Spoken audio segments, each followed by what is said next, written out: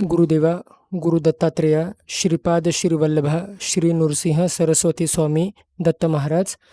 आपल्या जीवन साधना यूट्यूब चॅनलमध्ये मी आपल्या सर्व साधकांचे आज इथे स्वागत करतो. आज जे साधक या व्हिडिओसाठी इथे उपस्थित राहिले आहेत, तुम्हा सर्वांचं पुन्हा एकदा स्वागत. आजच्या व्हिडिओमध्ये मी तुमचेच काही महत्त्वाचे प्रश्न घेतलेले आहेत आणि त्यांचं उत्तर तुम्हाला सविस्तरपणे देणार आहे. आणि त्याचसोबत एका महत्त्वाच्या विषयावर, महत्त्वाच्या वस्तूवर तुम्हाला माहिती मी आज देणार आहे. तर हा व्हिडिओ तुमच्यासाठी फारच महत्त्वाचा असणार आहे. कृपा करून तुम्ही शेवटपर्यंत ह्याला श्रवण करावं. स्क्रीनवर तुम्हाला आता प्रश्न दिसत असतील. त्यातला पहिला प्रश्न हा आहे की बिबा कसा घालतात. या व्हिडिओमध्ये मी तुम्हाला पूर्ण मार्गदर्शन केलं होतं की जेव्हा एखाद्याला बिबा घालायचा असतो किंवा एखाद्याला त्रास द्यायचा असतो, त्यावेळेला बिबा कुठल्या पद्धतीनं घासला जातो ह्या संदर्भात तुम्हाला सविस्तर मार्गदर्शन मी केलं होतं.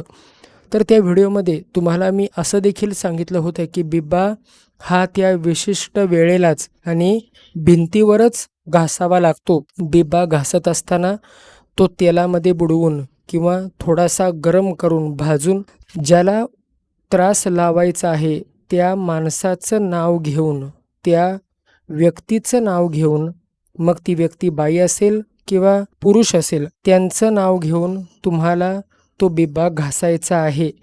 तर तो सगळा बिबा घासण्याची आवश्यकता नाही. तो थोडासा जरी घासला म्हणजे त्याचं जे मटेरियल आहे, तो बिबा जो आहे, तो बिबा थोडा त्या भिंतीवर लागला पाहिजे, उमटला पाहिजे, त्याचा रंग तिथं बसला पाहिजे.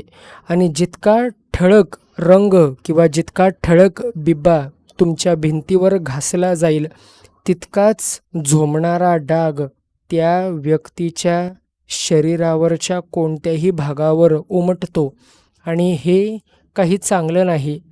जर तुम्हाला विरोधक त्रास देत असतील तर तुम्ही अशा वेळेला हे थोड्या वेळापुरता का होईना त्या विरोधकाला त्रास देऊ शकता.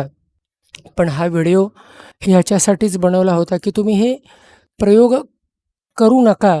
ह्या कलियुगात अशा प्रकारे सुद्धा त्रास दिला जातो, हेच सांगण्यासाठी तुम्हाला बिब्याचं उदाहरण मी दिलं होतं. त्यानंतर दुसरा प्रश्न असा आहे की हे जे साधक आहेत त्यांना खूप त्रास होतो आणि त्यांचा नवरा घरी येत नाही आणि पैसे देत नाहीत. ह्या ज्या साधक आहेत, ह्या ज्या व्यक्ती आहेत, ह्यांना कामावर पण त्रास होतोय, कर्ज झालेला आहे आणि घर खर्चसुद्धा भागत नाही. तर त्या संदर्भात तुम्हाला मी उपाय सांगितला होता की जर तुमचा नवरदेव तुमच्या घरी येत नसेल, मग तुम्ही थोडंसं चौकशी करा की तुमचा नवरदेव तुमच्यापासून का वेगळा झाला.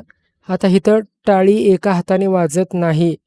तुमचं भांडण झालं की अचानकपणे तो घर सोडून निघून गेला की कोणी त्याला काही खाण्यातून किंवा बोलण्यातून फसवलेलं आहे, ह्या संदर्भात तुम्ही मला स्पष्ट असं काहीही सांगितलेलं नाही. कुठलाही त्रास ज्या वेळेला होतो त्यावेळेला त्या त्रासाला काहीतरी कारण, तिथं काहीतरी घटना कारणीभूत असते आणि मग ती अगोदर घडलेली घटना त्या त्रासाचं मूळ कारण असतं.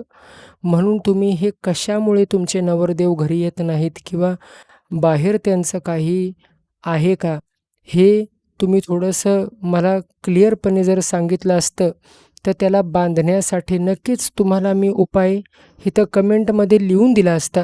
पण प्रश्न अर्धवट असल्यामुळे तुम्हाला नवऱ्याच्या पैशासंदर्भात मी काही सांगू शकत नाही.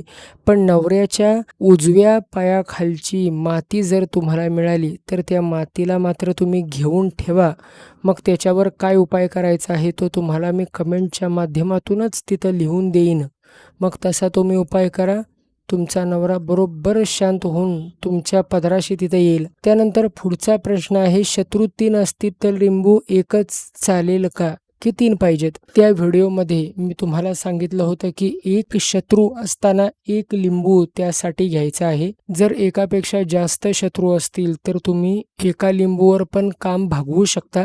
एकापेक्षा जास्त शत्रू जर असले आणि लिंबू जर एकच असलं तर प्रभाव थोडासा कमी पडेल.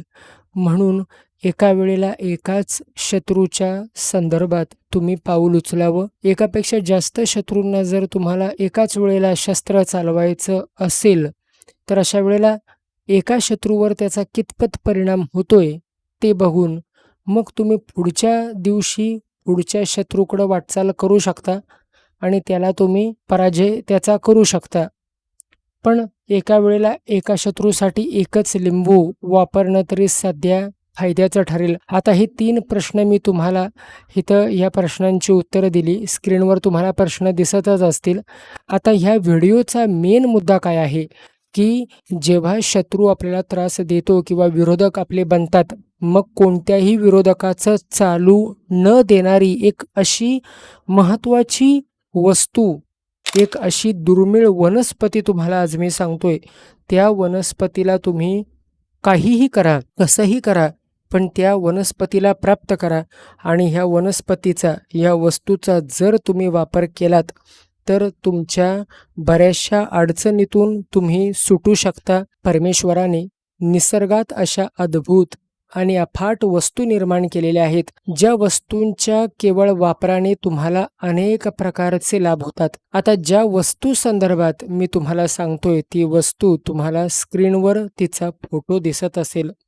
ह्या वस्तूला सिद्धक, अर्थसिद्धक, भूतकेशी, इंद्राणी किंवा निर्गुंडी वनस्पती असं म्हणतात. 3 किंवा 5 पानं असलेलं हे वृक्ष हिरवंगार असून वसंतात याची पानं गळून पडतात. आता ही जी वनस्पती आहे, ही जी वस्तू आहे, या वस्तूचे अनेक फायदे आहेत. तुम्हाला जर तुमचा आवाज मधुर करायचा असेल किंवा तुम्हाला तुमच्या एका आवाजावर समोरच्या व्यक्तीला वशीभूत करायचं असेल, तर अशा वेळेला तुम्ही ह्या वनस्पतीच्या मुळाची पावडर करून गरम पाण्यात मिसळून जर पिलत, तर तुमचा आवाज, तुमचा स्वर मधुर होईल आणि जे कोण तुमचा तो आवाज ऐकेल, तो कायमचा तुमच्या जवळच राहील, तुमचा वशीभूत, तुम्हाला तो वशीभूत होईल, तुमच्याकडे तो वश होईल, आकर्षित होईल.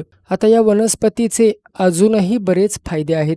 जसं की शरीर जर कमजोर असेल, तर या मुळाच्या खोडाची पावडर करून तुम्ही रोज शुद्ध तुपासोबत जर हे खालत, तर तो व्यक्ती काही दिवसातच जाडा होतो. म्हणजे नुसतं जाडं नाही, तर शक्ती येईल, दष्टपुष्ट तो व्यक्ती होईल. पण ह्या वनस्पतीच्या मुळाच्या खोडाची पावडर करून ती शुद्ध तुपासोबत कमीत कमी महिना सव्वा महिना तरी तुम्हाला खावी लागेल. आता ह्या वनस्पतीचा अजून एक शक्तिशाली उपाय सांगतो, की शरीरातील रक्त दूषित जर झाले असेल, तर मधासोबत पावडर जर ह्या वनस्पतीची तुम्ही करून खालीत, तर रक्त शुद्ध होऊन त्वचेवर येणारी खाज मुळापासून निघून जाते. ह्या वनस्पतीची पानं किंवा ह्या वनस्पतीच्या मुळाची पावडर करून जर तुम्ही रोज खालत, तर अनेक प्रकारचे शस्त्र अस्त्र तुमचं काहीही बिघडवू शकत नाहीत. जर विरोधक तुमच्यावर सतत वार करत असतील, काही मूठ मारत असतील, तर त्यांचं काहीही चालत नाही. आता माझ्याकडे जे प्राचीन असं पुस्तक आहे, त्याच्यामध्ये तर असं नमूद केलं आहे, की शस्त्राने जरी कोणी वार केला तरी कसलीही इजा होत नाही. इथपर्यंत मी अजूनही ह्याचा प्रयोग केलेला नाही. पण हे काही सुरुवातीला जे या व्हिडिओमध्ये तुम्हाला प्रयोग सांगितले, हे प्रयोग मी केलेले आहेत आणि ह्या प्रयोगाचा खरंच चमत्कार आणि परिणाम मी बघितलेला आहे. म्हणून आज या व्हिडिओमध्ये तुमच्या प्रश्नांसोबतच मी हा उपाय आणि ही चमत्कारिक वस्तू तुमच्यासाठी घेऊन आलो आहे. तर अशा ह्या चमत्कारी वस्तूचा अजून एक उपयोग तुम्हाला सांगतो. हा शेवटला उपाय सांगण्याचं कारण म्हणजे हा फारच शक्तिशाली आणि चमत्कारिक उपाय आहे.